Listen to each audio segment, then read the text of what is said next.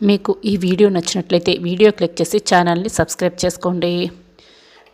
సురేష్ని కేదార్ అడుగుతుంటాడు, బావా నువ్వు మాట్లాడే మాటల వెనక ఉన్న కారణం ఏంటో చెప్పేసే బావా అని అడుగుతుంటే, ఏంటి సురేష్ మీకు చెప్పేది? మర్యాదగా ఇక్కడి నుంచి వెళ్తారా లేదా? ఎన్నిసార్లు చెప్పాలి వెళ్ళమని? సెక్యూరిటీ అని దివ్యాంక గట్టిగా సెక్యూరిటీని పిలుస్తూ ఉంటే, ఏంటి దివ్యాంక అన్నయ్య నోరు విప్పి నిజాలు చెప్పేస్తే ఎక్కడ నీ కుట్ర బయటపడుతుందని భయపడుతున్నావా? అందుకే మమ్మల్ని పంపించేయాలనుకుంటున్నావా అని దాత్రి నిలదీస్తూ ఉంటుంది. అప్పుడే దివ్యాంక, ఏంటి నోటికి ఇష్టం వచ్చినట్టు మాట్లాడుతున్నావు అని వెంటనే దివ్యాంక ఇక దాత్రిపై చెయ్యెత్తి కొట్టబోతూ ఉంటుంది. అప్పుడే దాత్రి పక్కకు తప్పుకుంటుంది. ఇక దివ్యాంక సోఫాపై పడిపోతుంది. ఎంత ధైర్యం ఉంటే నువ్వు నాపైన చేయి చేసుకుంటావు అని దివ్యాంక అడుగుతూ ఉంటుంది. నేను చేయి చేసుకుంటే తిరిగి నువ్వు ఇలా మాట్లాడలేవు దివ్యాంక, ఇంకా పోలీసుల్ని పిలవడం అంటావా? పిలువు, మేం కూడా రెడీ. దానికి మా లెక్కతో పాటే నీ లెక్క కూడా తేల్చేద్దాం అని దాత్రి చెప్తూ ఉంటే, ఏంటి సురేష్ వీళ్ళు వచ్చి నీ కళ్ళ ముందే నన్ను ఇంత అవమానపరుస్తుంటే నువ్వు చూస్తూ మాట్లాడవేంటి అని దివ్యాంక సురేష్ని అడుగుతూ ఉంటే, జగదాత్రి ప్లీజ్ దయచేసి ఇక్కడి నుంచి వెళ్ళిపోండి, నేను ఎక్కడికి రాను అని సురేష్ చెప్తూ ఉంటాడు. అప్పుడే కేదార్, బావా వచ్చిన విషయమే మర్చిపోయాను, కీర్తి కనిపించడం లేదు బావా, అక్క కోసం కాకపోయినా కీర్తి కోసమైనా సరే నువ్వు వస్తావు కదా, అందుకే బావా మేము ఇలా వచ్చాము అని. కీర్తి పైన ప్రేమ లేదు బావ నీకు? నాన్నగా నువ్వు కీర్తి కోసం రావా వెతకటానికి అని కేదార్ అడుగుతూ ఉంటాడు. ఏంటి కేదార్ ఏం మాట్లాడుతున్నావు? కీర్తి కనిపించడం లేదా? మరి ఇంతవరకు ఎందుకు చెప్పలేదు అని సురేష్ కంగారు పడుతుంటాడు. అవునన్నయ్య అని దాత్రి కూడా చెప్తుంది. అదే పద వెళ్ళి వెతుకుతాం అని సురేష్ ఇక బయలుదేరిపోతుంటే, ఆగు సురేష్ నువ్వు ఎక్కడికి వెళ్ళడానికి వీల్లేదు అని దివ్యాంక ఇక ఆపుతూ ఉంటుంది. ఏంటి దివ్యాంక వాళ్ళు ఏం చెప్తున్నారు నీకు వినిపించడం లేదా? అక్కడ నా కూతురు కనిపించడం లేదంట అని సురేష్ కంగారు పడుతుంటే, గంటలో మనకి ఫ్లైట్ ఉంది, ఆ పిల్లని వెతకడానికి ఆ ఇంట్లో చాలామంది ఉన్నారు, నువ్వు నేను ఇప్పుడే ఫ్లైట్ ఎక్కాలి పద అని దివ్యాంక చేపట్టుకొని పిలుస్తూ ఉంటుంది. వదురు, నా కూతురు నా కళ్ళ ముందర సేఫ్గా కనిపించేంత వరకు నేను ఎక్కడికి రాను అని దివ్యాంక చేతిని సురేష్ విదిలించుకుంటాడు. చూడు సురేష్, నువ్వు నేను పెళ్లి చేసుకోపోతున్నాం, నువ్వు నాకు కాబోయే భర్తవి, ఇలా అడ్డమైన వాళ్ళ కోసం వెతకటానికి వెళ్తాను అంటే నేను చూస్తూ ఊరుకుంటాను అనుకుంటున్నావా అని దివ్యాంక అనగానే వెంటనే సురేష్ దివ్యాంక చెంప పగలగొడతాడు. నా కూతుర్ని నా భార్యని అడ్డమైన వాళ్ళు అని ఇంకొకసారి మాట్లాడేవు అంటే చంపేస్తాను, నీ ప్రాణాలే తీసేస్తాను. తాగిన మత్తులో నేను చేసిన ఆ ఒక్క తప్పుని అడ్డు పెట్టుకొని నువ్వు ఇంతవరకు తీసుకొస్తావని నేను అసలు ఊహించలేదు. నా వల్ల వచ్చిన నీ కడుపుని అడ్డు పెట్టుకొని ఇంకెంతమంది కష్టాలకి కన్నీళ్ళకి కారణమవుతావు అని సురేష్ ఇక నిలదీస్తుంటే, ఏంటన్నయ్యా నువ్వు చెప్తున్నది నిజమా అని రాత్రి అడుగుతుంటుంది. అందుకే నా బావ ఇన్ని రోజులు అక్కకి దూరంగా ఉన్నాడు, మాకు ముఖం కూడా చూపించుకుంటా తిరుగుతున్నావు అని కేదార్ అడుగుతూ ఉంటాడు. ఇన్ని రోజులు కౌశికిని నా నుంచి నువ్వు దూరం చేస్తూ ఉంటే నేను చూస్తూ ఊరుకున్నాను, ఇప్పుడు నా కూతురిని కూడా దూరం చేస్తానంటే నేను చూస్తూ ఊరుకోను దివ్యాంక అని సురేష్ చెప్తాడు. అయ్యో సురేష్, నేనేదో కోపంలో అలా అనేశాను, ఇద్దరం కలిసి వెళ్ళి వెతుకుతాం పద సురేష్ పద అని దివ్యాంక చెప్తూ ఉంటుంది. పదే అని తలుపు దగ్గరికి వస్తూ ఉంటారు. అక్కడ దివ్యాంక వాళ్ళమ్మ తర్వాత కౌశికి నిలబడి ఉంటారు. వాళ్ళని చూసి దివ్యాంక అయితే బాగా కంగారు పడుతూ ఉంటుంది. అమ్మ నువ్వేంటి ఇలా ఎందుకు వచ్చావు అని ప్రశ్నిస్తూ ఉంటుంది. ఇద్దరిని నేనే పిలిపించాను అని దాత్రి చెప్తుంది.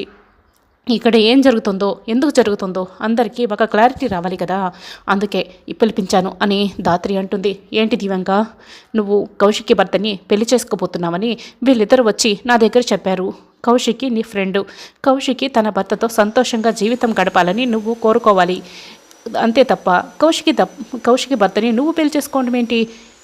అసలు ఏం జరుగుతుందో నీకు బుద్ధుందా అని వాళ్ళమ్మ ఇక అరుస్తూ ఉంటుంది. అమ్మ పక్కకి రమ్మ మాట్లాడుకుందాం అని దివ్యాంక పిలుస్తూ ఉంటే, ఏంటి పక్కకి వెళ్ళి మాట్లాడుకునేది? ఇందాక నువ్వు మాట్లాడుతుంటే మొత్తం కూడా వినేశాను దివ్యాంక, సురేష్ బిడ్డ నీ కడుపులో పెరుగుతోందని నువ్వు మాట్లాడిని కూడా నేను వినేశాను. ఆ మాటలు విన్న తల్లిగా నాకే ఇంత బాధగా ఉంటే మరి సురేష్ భార్యగా కౌశికి ఇంకెంత బాధపడుతుందో. కష్టంలో అయినా సుఖంలోనైనా ఇద్దరు ఒకరికొకరు తోడుగా ఉండాలి, ఇలా ఒకరినొకరు కొట్టుకునేంత వరకు వస్తారని నేను అసలు అనుకోలేదు. కౌశికితో నువ్వెందుకు ఇంత వైరం పెంచుకున్నావు, ఇంత పంతానికి ఎందుకు పోతున్నారు ఎందుకు అని దివ్యాంక వాళ్ళమ్మ దివ్యాంకని తిడుతూ ఉంటుంది. జగదాత్రి ఏంటే, ఏదైనా ఉంటే నువ్వు నేను తేల్చుకోవాలి, కానీ ఇందులో మా అమ్మని ఎందుకు ఇన్వాల్వ్ చేసావు అని దివ్యాంక ప్రశ్నిస్తూ ఉంటే, భయంతో చేశాను దివ్యాంక. నువ్వు పైత్యం పెంచుకొని ఇష్టం వచ్చినట్లు చేస్తున్నావు కదా.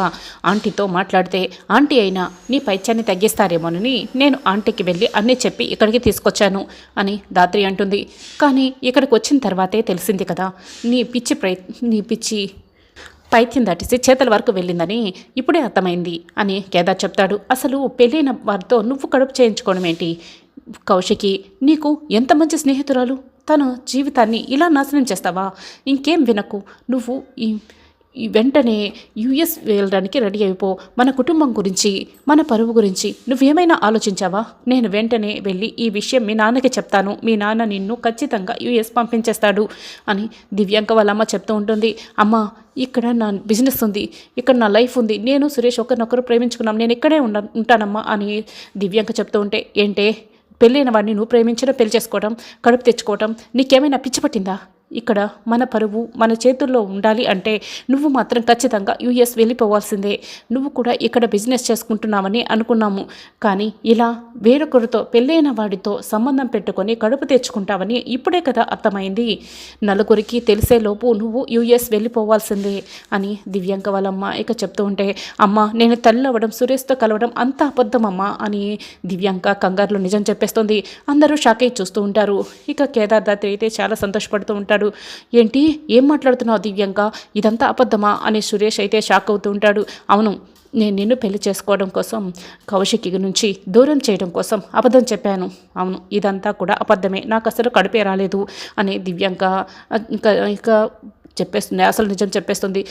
ఇక చీ అని సురేష్ దివ్యాంక చెంపపై పగలు కొట్టిపోతూ ఒక్క క్షణం ఆగిపోతాడు. నీ పంతము, నువ్వు గెలవడం కోసం చివరికి నీపై నువ్వే నింద వేసుకున్నావా దివ్యాంక? మనసులో ఇంత విషయం పెట్టుకొని ఇలా ప్రవర్తిస్తున్నావు అని కౌశికి ప్రశ్నిస్తుంటే, అబద్ధం చెప్పి నువ్వు చాలా పెద్ద తప్పు చేశావు దివ్యాంక. అయినా అబద్ధం చెప్తే అన్నయ్య నిన్ను పెళ్లి చేసుకుంటాడేమో, కానీ కౌశికి వదిన మీద ఉన్న ప్రేమ అన్నయ్యకి పోతుందని అనుకుంటున్నావా అని ధాత్రి అడుగుతుంటే, ప్రేమ లేని పెళ్లికి అసలు అర్థమే లేదు దివ్యాంక.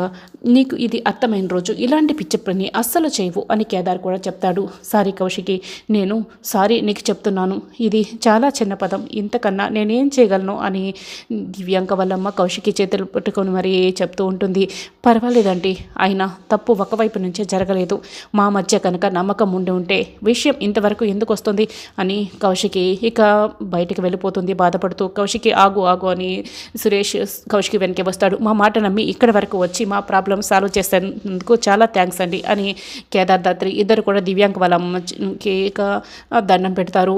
కౌశికి, ఆగు కౌశికి, మన మధ్య నమ్మకం లేదా అని సురేష్ అడుగుతుంటే, లేదు, ముమ్మాటికి లేనేలేదు, నేను నీతో ఫైట్ చేసి విసిగిపోయాను, నేను నీతో కలిసి ఉండలేను అని కౌశికి అంటుంది.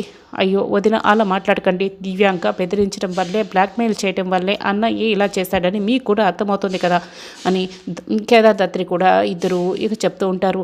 ఏంటి సురేష్, నాతో కలిసి నువ్వు భవిష్యత్తుని చూడలేవా? నమ్మకమే కనుక ఉండి ఉంటే దివ్యాంకతో ఎలా జరిగిందని నువ్వు నాకు చెప్పుండేవాడివి. నేను అత్తయ్య గారి మీద కేసు పెట్టలేదని చెప్పినా కూడా నువ్వు కోపంతో వెళ్ళిపోయావు, నేను కేసు పెట్టానని నమ్మావు. మరి నమ్మకం ఎక్కడుంది సురేష్, ఎక్కడుంది?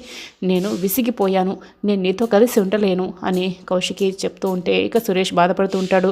దివ్యాంగతో ఇలా జరుగుతుందని నీతో చెప్తే నీ గుండె ముక్కలవుతుందని నేను నీతో చెప్పలేకపోయాను, భయంతోనే చెప్పలేకపోయాను, నాకు ఇంకొక అవకాశం ఇచ్చి చూడు కౌశికి, నేను ఎప్పుడు కూడా ఇలా ప్రవర్తించను అని సురేష్ చెప్తూ ఉంటాడు, బతిమలాడుకుంటూ ఉంటాడు. వదిన, ఒక ఆడపిల్లగా నేను నీ బాధను అర్థం చేసుకోగలను, కానీ మీ ఇద్దరి మధ్య ఎంత ప్రేమ ఉందో మాకు తెలుసు వదిన, అన్నయ్యకి ఒక్క అవకాశం ఇచ్చి చూడండి అని ధాత్రి చెప్తూ ఉంటే, అవునని కేదార్ కూడా చెప్తాడు. ఇప్పటి వరకు అవకాశాలు ఇచ్చి నేను విసిగిపోయాను జగదాత్రి, ఇంకా నా వల్ల కాదు, ఇక నేను సురేష్తో కలిసి ఉండడం కుదరదు, సురేష్ అడిగినట్లు నేను విడాకులు ఇచ్చేస్తాను, ఇక నువ్వు ఎవరితో ఎంత సంతోషంగా ఉండాలో నీ ఇష్టం సురేష్ అని కౌశికి వెళ్ళిపోతుంది. అన్నయ్య మీరేం బాధపడకండి, కౌశికి వదిన తేరుకోవడానికి కాస్త సమయం ఇవ్వండి, బాధలో ఉంది కదా, తగ్గిపోతుంది, తర్వాత అర్థం చేసుకుంటుంది అని ధాత్రి చెప్తుంది. కోపం అయితే తగ్గిపోతుంది, కానీ అది బాధ కదా, ఎప్పటికీ తగ్గకపోతే నాతో కలిసి ఉండదని నాకు భయంగా ఉంది జగదాత్రి అని సురేష్ చెప్తూ ఉంటాడు. ఏందమ్మి నిషి, మనం నెలంతా వాళ్ళిద్దరు విడిపోవడానికి ప్రయత్నించేస్తే వాళ్ళు ఒక్క రోజులో వాళ్ళిద్దరిని కలిపేస్తారా అని వైజయంతి చెప్తూ ఉంటే, ఇప్పుడు వాళ్ళు ఏం కలవలేదు కదా, ఇంకా దూరంగానే ఉన్నారు కదా అని కాచి చెప్తుంది. కానీ వాళ్ళు కలిసిపోవడానికి ఎంతో సమయం పట్టదు అని వైజయంతి చెప్తుంది. లేదత్తయ్య, ఖచ్చితంగా వాళ్ళిద్దరూ కలవకూడదు అని నిషి అంటుంది. మనం ఓడిపోయాం కదమ్మీ, నేను ఓడిపోయానని ఒప్పుకుంటున్నాను కూడా. ఇప్పుడే కదా వాళ్ళిద్దరూ కలిసేలా జగదాత్రి కేదారులు చేసి వచ్చేశారు. ఇంకేంటి మళ్ళీ వాళ్ళు కలవకూడదని చెప్తున్నావు? ఇక అది సాధ్యమయ్యే పని కాదు కదా అని వైజయంతి చెప్తుంది. ఇప్పుడు వజ్రపాటి కౌశికి అడ్డు మనం తొలగించుకోవాలి. ఫ్యాక్టరీని, కంపెనీలని అన్నీ కూడా మన చేతిలోకి తీసేసుకోవాలి. లేకపోతే జీవితాంతం 10-20కి మనం చేతులు చాచాల్సి వస్తుంది. నేనైతే వాళ్ళని కలవనివ్వను. ఈసారి వాళ్ళు జీవితకాలం కష్టపడినా కూడా ఆ దాత్రి కేదార్లు కౌశికిని అన్నయ్యని అసలు కలవలేరు. ఈసారి అలా ప్లాన్ చేస్తాను కదా అని నిషి చెప్తుంది. అక్క బావ కలిసిపోయారు అనుకుంటే మళ్ళీ కథ మొదటికి వచ్చింది ఏంటి దాత్రి అని కేదార్ చెప్తూ ఉంటే, వాళ్ళిద్దరూ త్వరలోనే కలిసేలా నేను చేస్తాను కదా, చూస్తూ ఉండి కేదార్ అని దాత్రి ఇక చెప్తూ ఉంటే, సరే పద పడుకుందాం అని మెట్లెక్కుతూ ఉంటారు. నాటి గర్ల్ అని పూచి ఫోన్లో చూసుకుంటూ ఎవరితోనో చాట్ చేస్తూ ఉంటాడు. ఇక పగలబడి నవ్వుతూ ఉంటాడు, సిగ్గుపడుతూ ఉంటాడు.